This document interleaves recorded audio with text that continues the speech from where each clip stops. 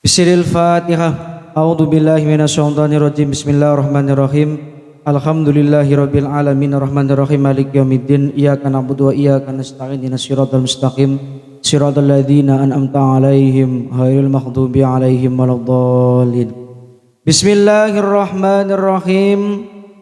Rabbi shrah li sadri wa yassir li amri wahlul 'uqdatam min lisani yafqahu qawli. Qala al-musannifu rahimahullahu ta'ala wa nafa'ana bihi wa bi ulumihi fid dharaini amin wa ba'du. Al-babul awal fi fadlil ilmi wal ulama wa fadli ta'limihi wa ta'allumihi. Melanjutkan mutolaah kitab Adabul Alim wal Muta'alim karya Mbah Hasyim Asy'ari. Ini sudah masuk di dalam bab yang pertama yang menjelaskan mengenai keutamaan ilmu, ulama, dan keutamaan taklim, mengajarkan ilmu, wa ta'allum, dan belajar ilmu. Sering kami sampaikan kepada para santri bahwa taklim dengan ta'allum itu dua kata yang berbeda, maknanya jelas berbeda. Kalau taklim itu ngajar, taklim maka bagi mu'alim, maka kalau ta'allum itu bagi muta'alim. Karena taklim itu ngajar, makanya bagi ustadz, bagi kiai, ulama, muallim, guru. Kalau ta'allum itu belajar, bagi para santri, muta'alim. Itu ya, jadi alim itu guru, maka taklim mengajarkan. Kalau muta'alim itu santri, maka ta'allum belajar. Karena biasanya di masyarakat kadang ada yang keliru. Ibu mau kemana bu? Jawabannya mau taklim. Lah kalau mau taklim itu artinya berarti mau ngajar, gitu ya. Jadi taklim itu ngajar, ta'allum itu belajar. Qala Allah Ta'ala yarfa'illahu alladhina amanu minkum walladhina utul ilma darajat, ya. Allah mengangkat derajatnya orang-orang yang beriman dan Allah mengangkat derajatnya orang yang diberikan ilmu, utul ilma, begitu ya. Ngangkat derajatnya kata para ulama, ngangkat derajatnya kata Allah darajatin. Lah kata guru kami, bahkan kata para ulama, darajatin itu bukan bentuk mufrad tapi bentuk jamak. Artinya Allah mengangkat derajatnya orang yang beriman dan mengangkat derajatnya orang yang diberikan ilmu itu bukan satu derajat tapi darajatin, beberapa derajat, begitu. Yarfa'u al ulama'a minkum darajatin bima jama'u minal ilmi wal amali, gitu ya. Artinya Allah mengangkat derajatnya para ulama darajatin dengan beberapa derajat.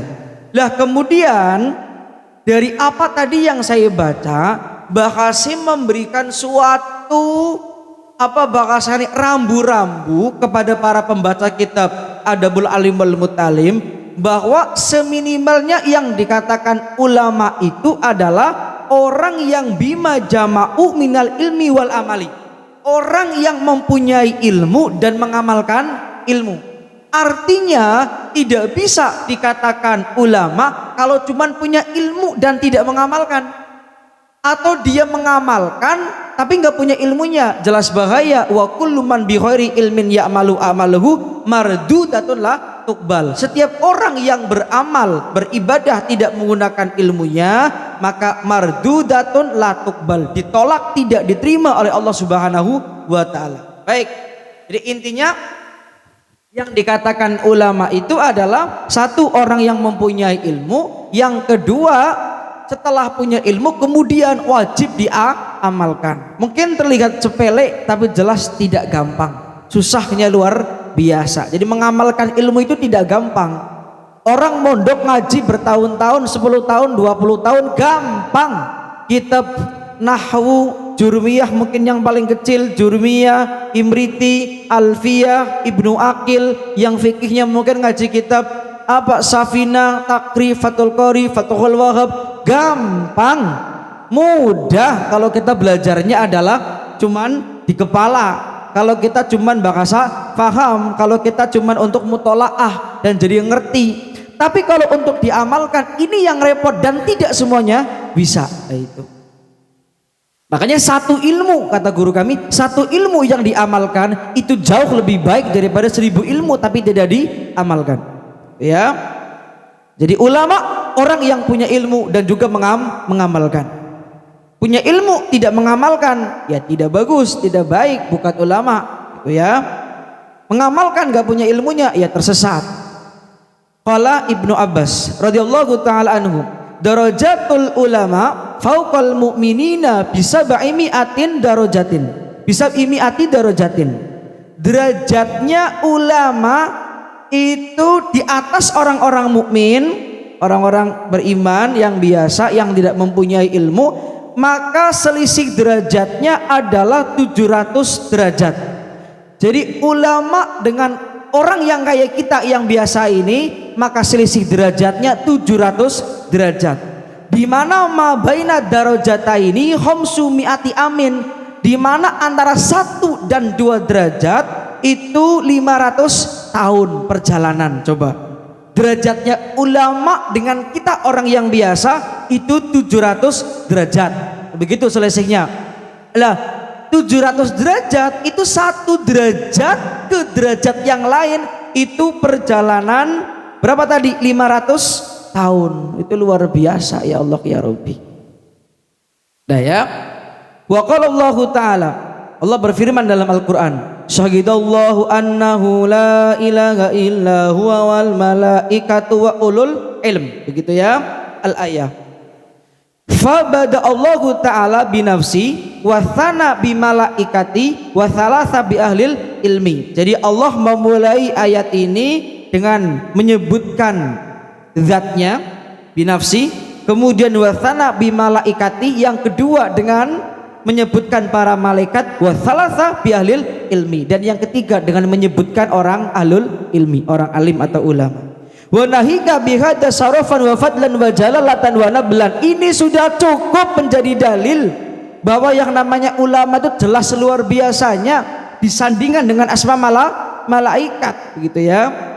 Wa qala Allah Ta'ala inna ma yakhsyallaha min ibadihil ulama. Jadi sesungguhnya kata Allah yang takut kepada Allah di antara hamba-hamba Allah itu adalah para ulama. Jadi kalau saya baca kitab ini tadi, yang pertama kata Mbak Kasim, ulama itu orang yang punya ilmu dan mengamalkan. Satu. Yang kedua, ulama itu orang yang takut dengan Gusti Allah. Itu cirinya ulama. Ya. Jadi gajah naik nggak apa-apa, gajah nggak apa-apa, biarin. Jadi naik gajah. Nih. Udah naik. Udah ya, anteng duduk. Udah, duduk. Jangan nyenggol kitab. Baik, selanjutnya wa qala Allah Ta'ala, Allah juga berfirman innalladzina amanu wa amilus solihati ulaika hum khairul bariyah, gitu ya. Sesungguhnya orang-orang yang beriman dan melakukan amal-amal soleh, maka merekalah sebaik-baiknya makhluk. Kemudian ayat lain dzalika liman khasyiya rabbah. Jadi surga Aden, surga yang penuh dengan keindahan itu diperuntukkan bagi orang yang takut dengan Gusti Allah. Faqtadat al-ayatani anal ulama'a humul ladina yakhshawnallaha ta'ala. Maka ayat ini menunjukkan sebuah pemahaman, arti, makna kepada kita semuanya bahwa ulama itu orang yang yakhshawnallah, orang yang takut dengan Gusti Allah.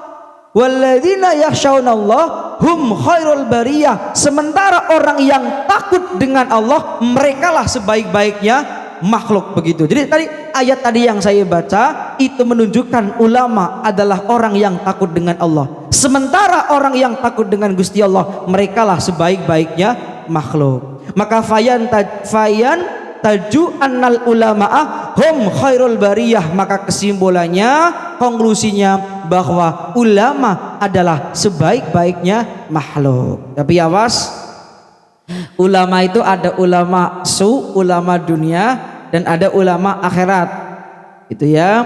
Kalau ulama ulama dunia ini orang yang boleh jadi alim, apal Al-Quran, tahu hadis, tahu fikih, tapi dia tidak mengamalkan, bahkan cenderung memanfaatkan kealimannya ya kan, kepada sesuatu yang berbau duniawi, kepada sesuatu kepentingan sendiri, ya kan, bahkan tidak jarang bertentangan dengan nilai-nilai syariat seperti itu. Jadi bungkusnya saja berjubah ulama, tapi hatinya jauh dari kata ulama, bahkan memanfaatkan keulamaannya untuk perkara-perkara yang bertentangan dengan syariat begitu. Itu ulama su yang bahkan kata Rasulullah itu lebih ditakuti daripada Dajjal. Jadi Rasul pernah menyampaikan yang lebih aku takuti daripada Dajjal itu ulama su, topeng saja. Mungkin pinter, mungkin alim, tapi ya itu hanya sekedar topeng. Sekarang kasus pelecehan seksual begitu ya, lagi ramai banget dah. Kemudian waqala Rasulullah sallallahu alaihi wasallam, man yuridillahu bi khairan yufaqihu fiddin. Itu ya, kalau terjemahan guru kami, orang yang dikehendaki baik oleh Allah maka dia akan didekatkan di dalam agama, difahamkan dalam masalah agama. Makanya kayak santri ngaji, mondok, belajar bertahun-tahun, itu kalau cara Abah Najib bersyukur, beruntung, karena orang yang mondok itu insya Allah anak-anak yang dikehendaki baik oleh Gusti Allah. Karena apa? Didekatkan di dalam urusan agama. Wa qala sallallahu alaihi wasallam, al ulama warathatul anbiya. Ulama itu adalah pewarisnya para nabi.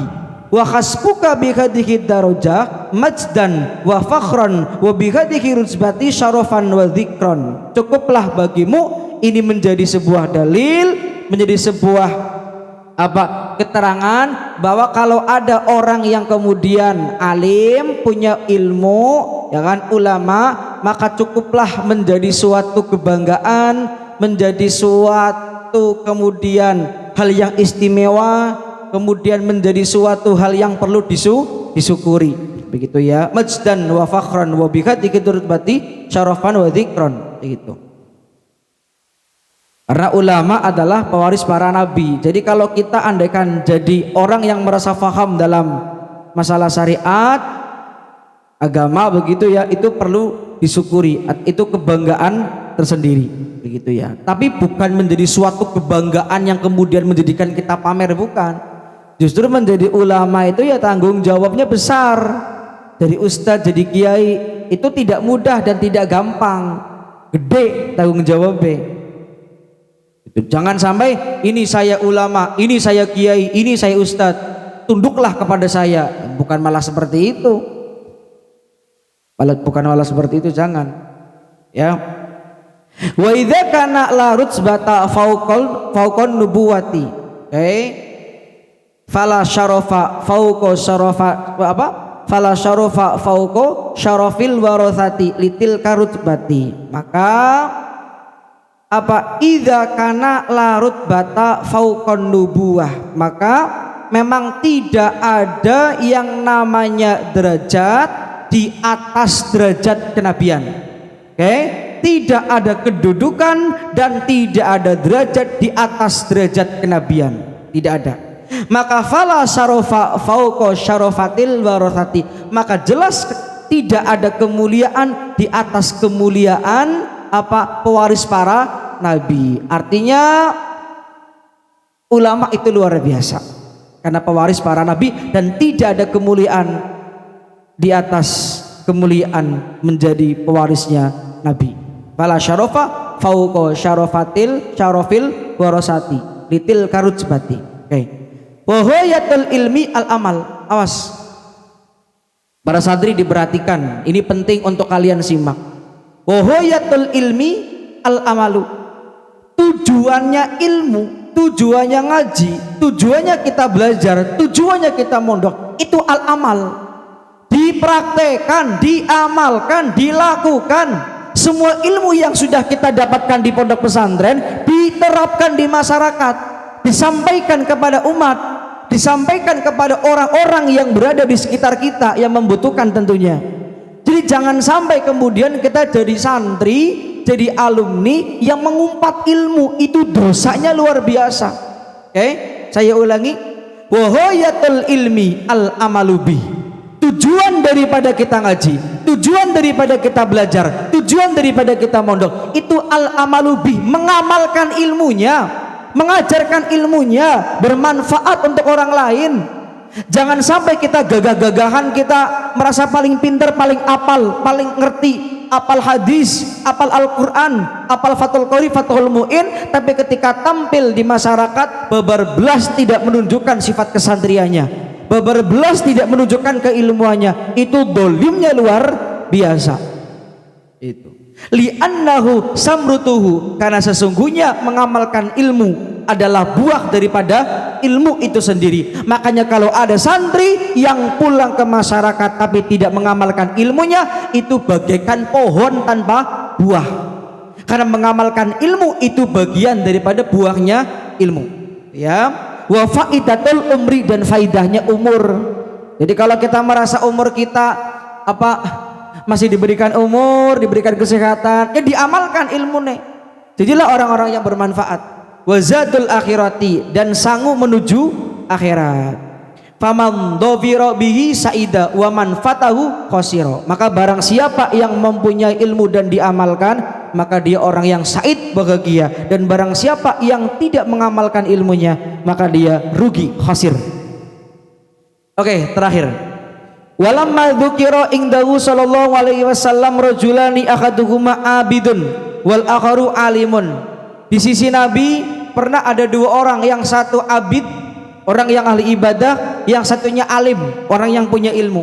Maka katakan Nabi kepada para sahabat, fadlul alimi alal abidi, keutamaannya kiai, ustadz, ulama dibandingkan hanya orang yang ahli ibadah tanpa ilmu, itu seperti keutamaanku, keluar biasaanku, ya kan, dibandingkan ala adnakum, terhadap paling rendah-rendahnya di antara kalian. Maksudnya keutamaannya orang alim terhadap abid, orang yang ahli ibadah tanpa ilmu, itu seperti keutamanya Kanjeng Nabi dibandingkan dengan umat biasa lah, katakanlah. Jadi jauh panggang daripada api, jadi sampai tidak bisa dibandingkan, gitu ya. Baik, para santri sekalian, perlu diketahui bahwa